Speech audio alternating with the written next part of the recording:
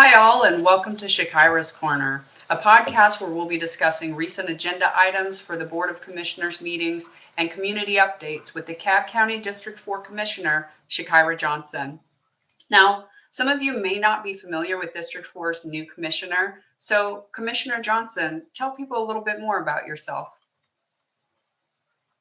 Good morning, everybody. Well, I guess it's morning here while we're recording this, but hello, everyone. I am Chakira Johnson, your new District 4 DeKalb County Commissioner. Just a little bit about myself. I took office January 1st of 2025. Previously, I served on Stone Mountain City Council for 16 years. 12 of those years, I acted as Mayor Pro Tem, which is like the vice mayor. When the mayor was out, I would step into those duties. So I did that for 12 of the 16 years that I was on City Council. I also served on our Downtown Development Authority. I'm on our Art Station Board, Historic Society Board, Community Garden, and I used to be a member of the Stone Mountain Women's Club. So I was very, very involved in my local community, still pretty involved in the local community.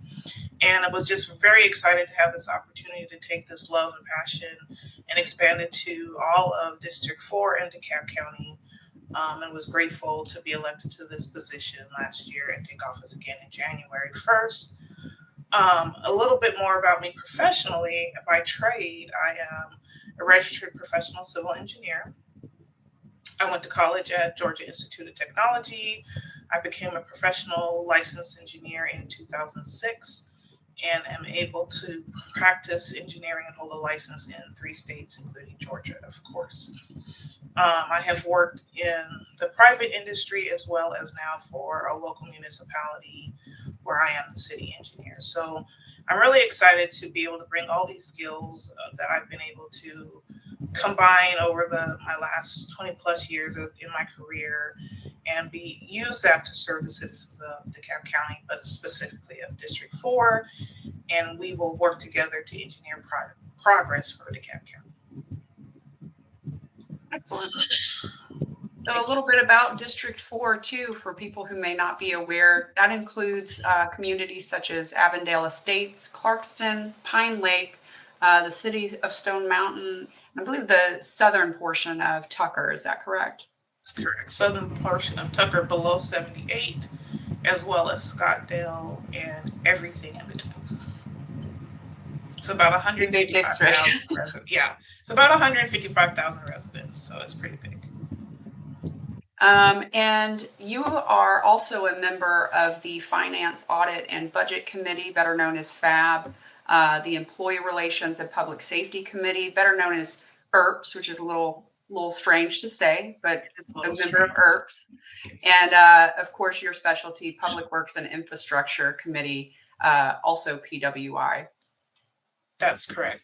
Those are 3 really important committees that I'm excited to serve on. I'm only board of commissioner right now, serving on 3 committees, which is why I'm not chairing any committees, because serving on 3 committees is a lot of commitment, but I'm excited to do it. Yeah, I know you're up for the job. You've got the experience. I do. Thank you. All right. Well, I guess let's go ahead and just jump in. Hot topic right now on everybody's minds, the water rate increases. So what can you tell us about what's going on with the changes in Watershed? So yes, that is definitely a very hot topic right now. Are these water rate increases? CEO Lorraine Cochran Johnson and her team held 3 town halls this past week to talk about her proposal that she has presented to the BOC.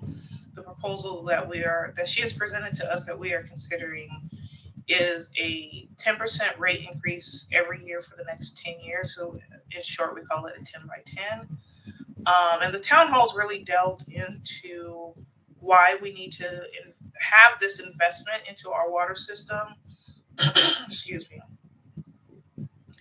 We're under a consent decree to deal with our sanitary sewer system. And under the consent decree, we are charged by the Department of Justice, or DOJ, Environmental Protection Division, as well as Environmental Protection Agency, to make sure that we are handling our sanitary sewer systems properly we're investing the funds to maintain and rehabilitate so that we are continuing to put the investments into the system to reduce sanitary sewer spills and just provide better services to our constituents. So we've been under this consent decree since about, I believe it's 2011. And we're at the point now where we really need to make the investments and start putting more and more money into the system so that we can improve the system holistically, not just check a couple boxes to make sure we're meeting our consent decree, but doing a holistic approach and making sure that we're fixing as many issues as we can as we find them. Because in the past few years, as we start doing these projects, you find one issue in one area, you go to fix that, and you can find a lot of different areas that also need upgrading and fixing. So these 10 by 10 rate increases will allow us to have the investment, have the funds needed to go out and get bonds to cover the about $458 million a year needed to put into our water and sewer system to make these upgrades so that we are meeting our consent decree. And again, not only servicing our current residents, which is of utmost importance, but also being able to have room for growth in the future.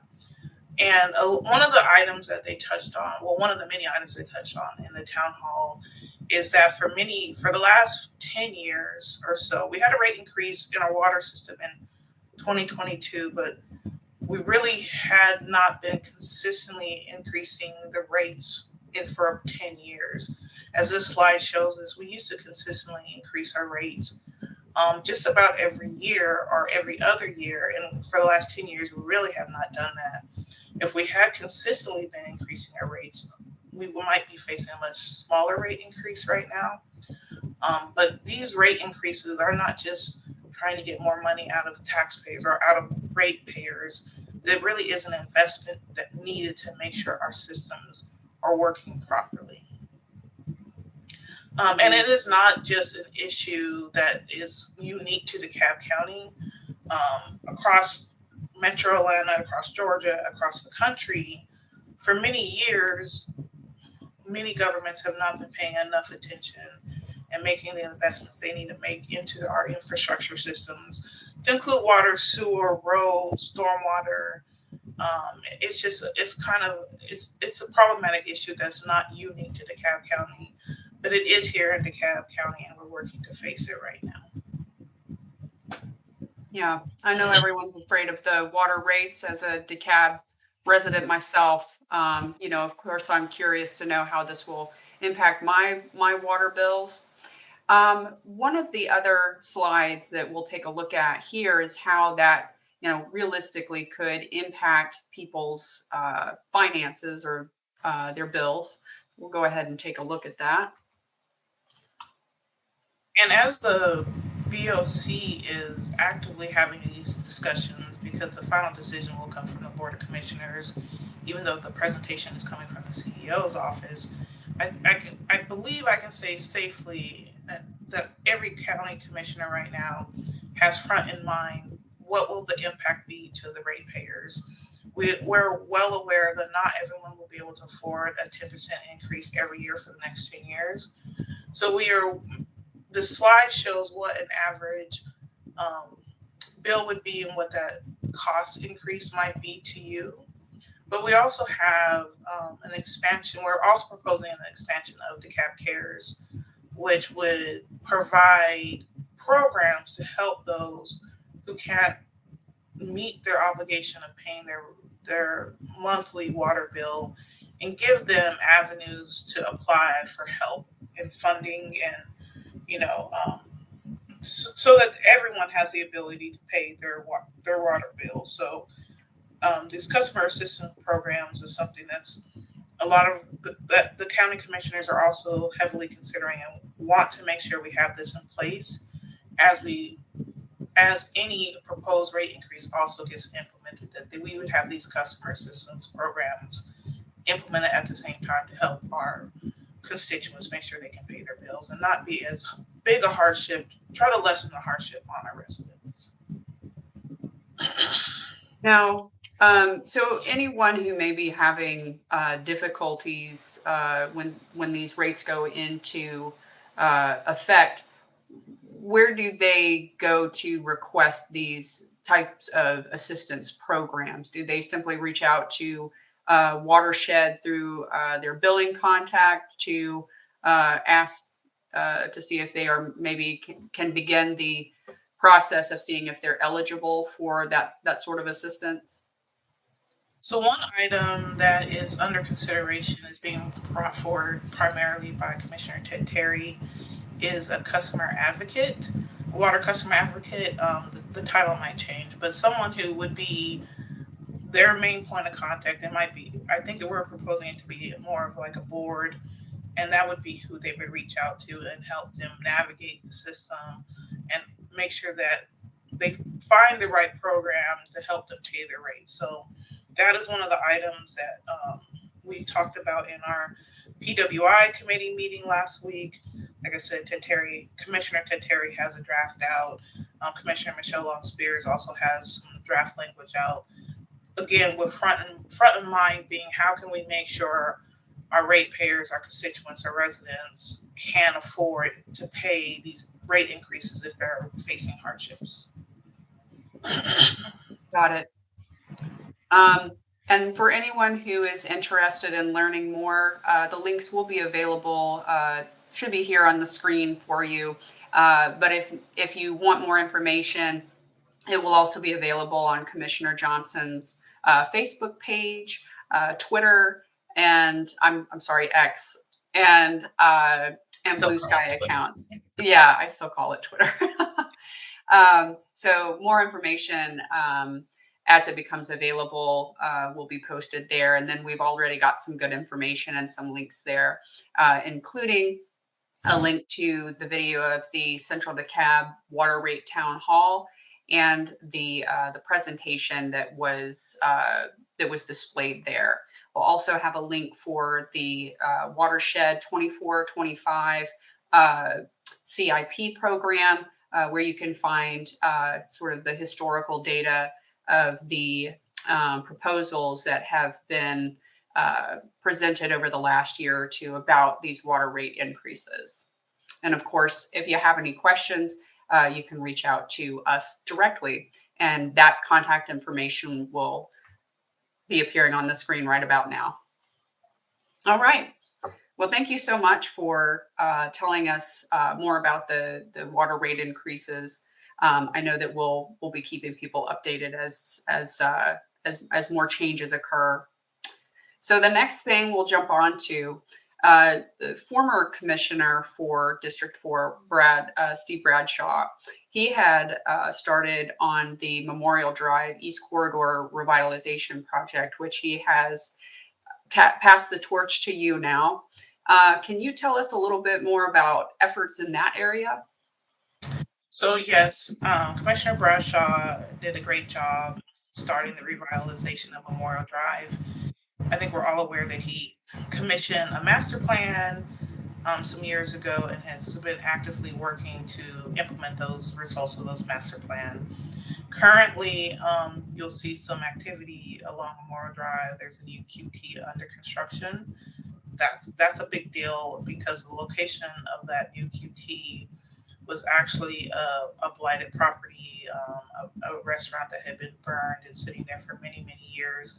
So it's always good to see actual dirt moving and something new coming into the district. Additionally, we continue to meet monthly.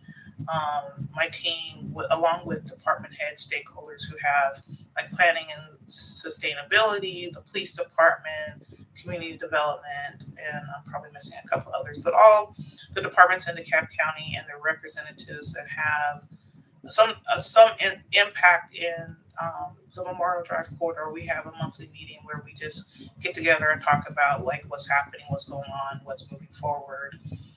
Additionally, at the end of 2024, we were able to, Steve Bradshaw, former Commissioner Bradshaw, was able to secure funding from Congressman Hank Johnson's office to provide some entryway signage and just some small beautifications along Memorial Drive.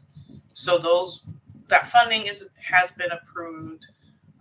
I hopefully will not be impacted by some of the federal funding freezes that have been proposed from Washington. But additionally, that is moving forward as far as we know. So we'll start seeing those coming in the next year or so. We're working to make sure we have final GDOT approval. The locations have been picked. I think the design has been chosen. So we're just working through some minor finalizing some last minute details, final details before we can see those projects being implemented and seeing the entryway signage being installed on Memorial Drive. So Memorial Drive, I know it's not the only major street in our district, but it really is kind of the breaking point between North and South DeKalb.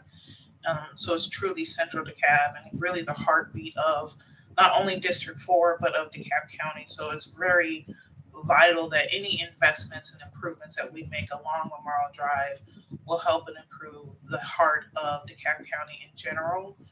Another exciting item that's being worked on and being finalized is creating a Memorial Drive Community Improvement District. A community improvement district is a district that encompasses the businesses in a geographical area where they actually tax themselves. The businesses will tax themselves. Residents will not be impacted by this. And the money they collect by taxing themselves must be spent to improve the community improvement district. So that money would then go back into Memorial Drive to either provide extra safety, to provide beautification, just improve economic development along Memorial Drive corridor.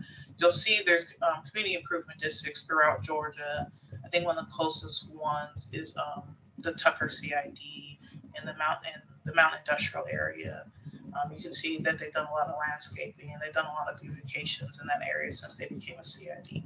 So it's very exciting to know that that is a prospect and that they're working to make that into reality, because I think that will bring a lot of investments and improvements to our area and to Memorial Drive.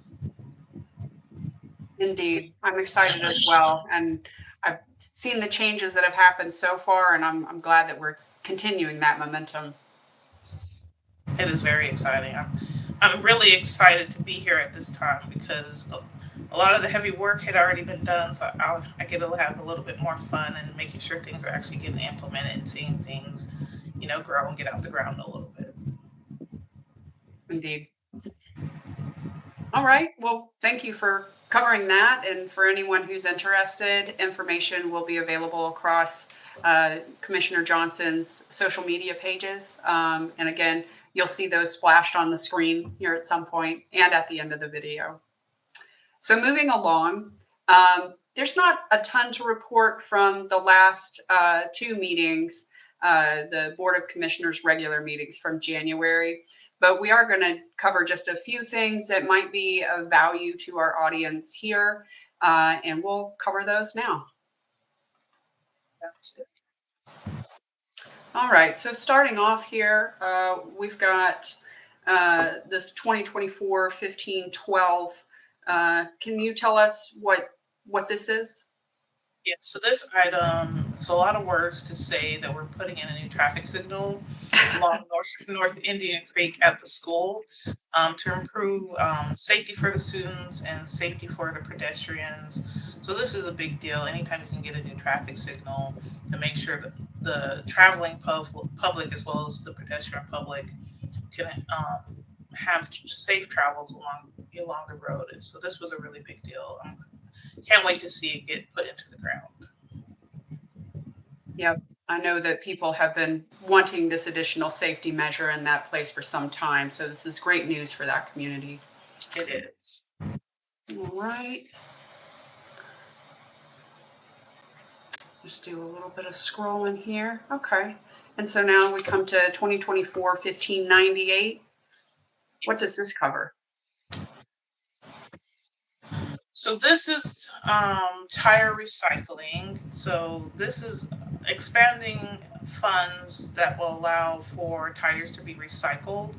which sounds maybe not as exciting, but this means that we can continue to keep our communities beautified because tire dumping could just be a blight and a drain and bring down any community. So by adding additional funding to allow for tires to be recycled at the Seminole landfill, as well as collect any illegal dump sites, it just helps beautify all of our communities, and it's a good asset. It's a small thing in the long run, but it is also a big thing to make sure that we are taking care of our community and our beautification, as well as our environmental health, because tires do not easily break down and can be a drain on our environment if left improper. They can be breeding grounds for mosquitoes, and it just can be a bad thing. So this is good to know that we have the money to continue doing tire recycling. We certainly don't want to give the mosquitoes any further ammunition. They are vicious enough. They are vicious. Yes. And tire recycling is great for all sorts of things. They use them as substrate for tracks. If you've ever had the pleasure of walking or even running around a track that's made of recycled rubber tires, it's very bouncy and much easier on your knees and joints. So, All right, we'll move on to the next item here. All right. Okay, so this one's your specialty, Commissioner Johnson.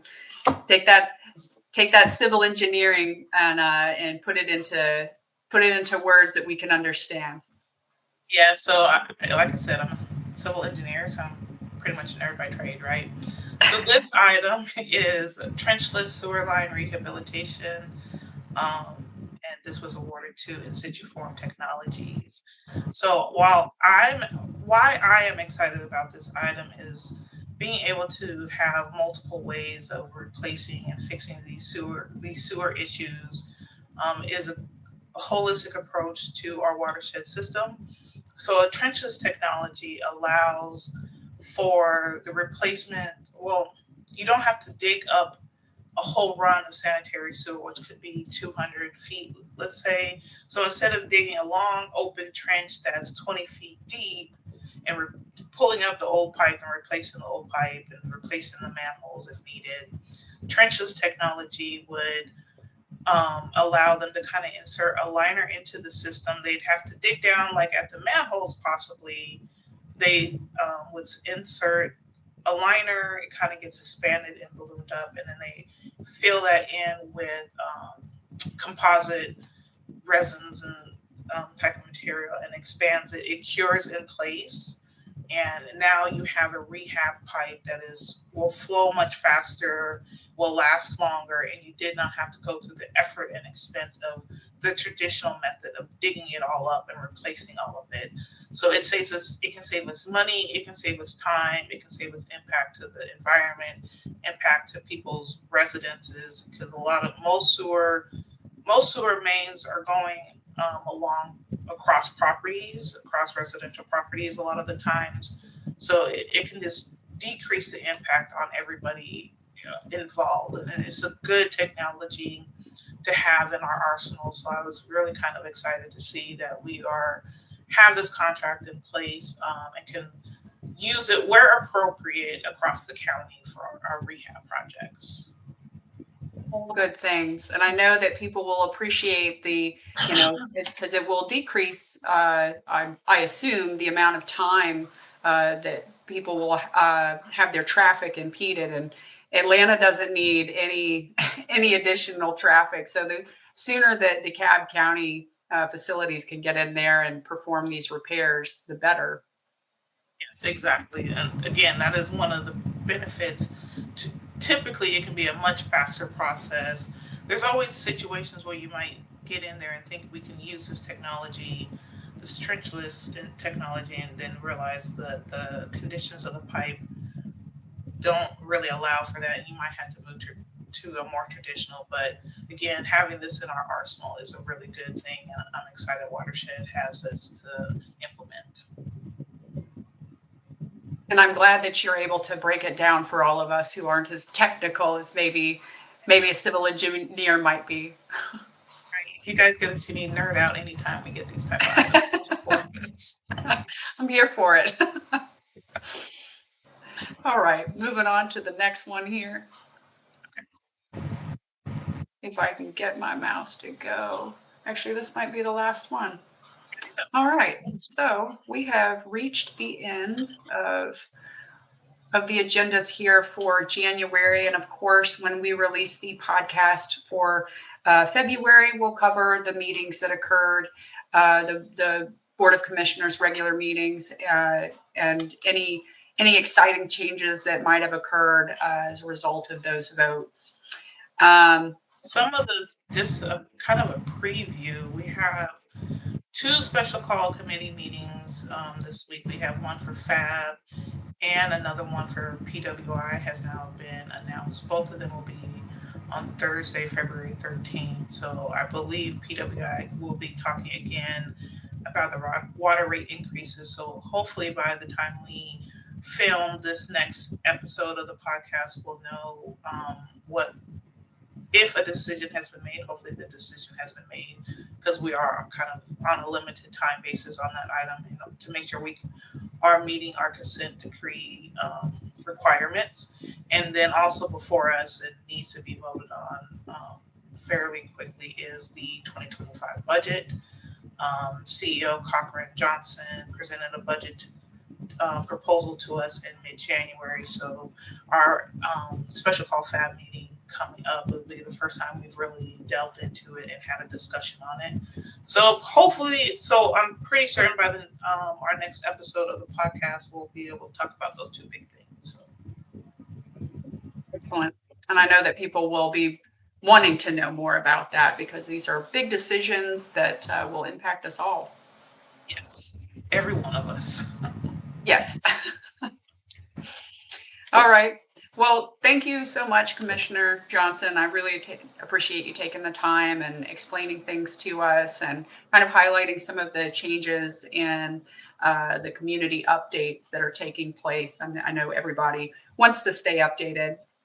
And again, please follow Commissioner Johnson on Facebook and Blue Sky, Twitter, and Instagram. Those links will be available, splash on the screen here, as well as they will appear towards the end of this video. And of course, if you have any questions, Commissioner Johnson, how can they reach you? Right now, the best way to reach me is through email.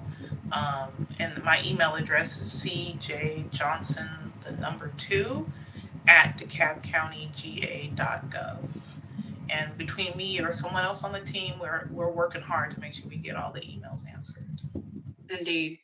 No concern too big, just send it to us. Exactly. That is what we're here for, right? Absolutely. All right. Well, thank you again. And until the next time, everyone enjoy your week and month ahead. And we will see you in the next podcast. Thank you, guys.